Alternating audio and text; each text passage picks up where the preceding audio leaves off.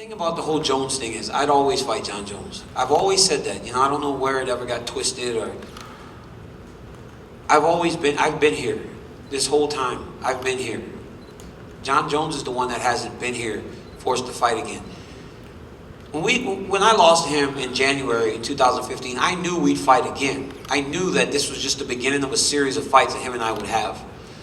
I said it in the build-up. I go, this is just number one. We will have multiple fights. But we just haven't been able to come together. So, of course, I'd fight Jon Jones. But Jimi Manuwa, you know, said that he wants a title fight. He's won a couple fights in a row and look impressive. I think he's a good fighter. But kind of depends on what they do with Jones. You know, if Jones wants to fight somebody first, then I guess that's what they're going to do.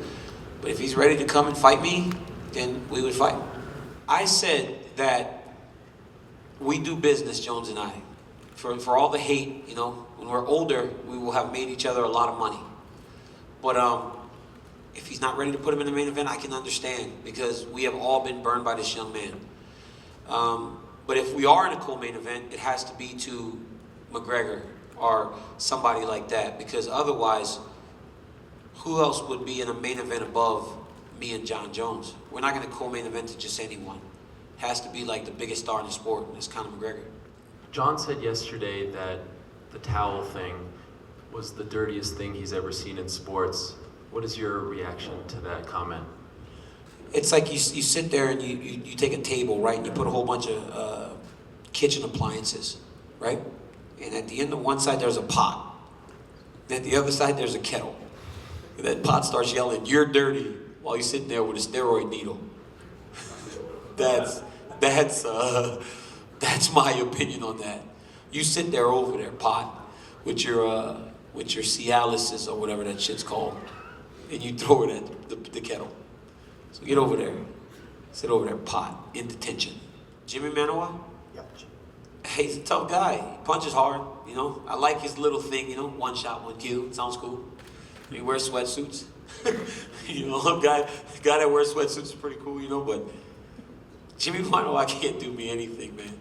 Dude's done. Like, it's like Jimi Manuwa would be lucky to get out in 10 minutes, 7 minutes. I would demoralize him. For Corey, I want to apologize to Corey, because I said to Jimmy, you just beat Corey Anderson. I was not disrespecting Corey. I really like Corey Anderson.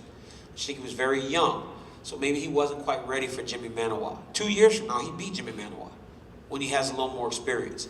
But those guys are young. I don't think I'm going to be around long enough for those dudes to be fighting me for a championship. So I'm telling Jimmy, he's like, Jimmy's screaming at my boxing coach. He goes, "You're just tall." I'm like, "Well, don't worry about him. You have to fight me. You're not fighting my boxing coach." You know, Rosendo, he doesn't really help the situation. You know, he's like a little chihuahua. He's yapping at Jimmy and making fun of his accent. But Arthur's sitting there talking. I'm like, I don't even fight you. What are you going to do? I'm going to fight Jon. Shut up. It's like, shut up. What are you talking about? He's sitting there, freaking 2 chairs.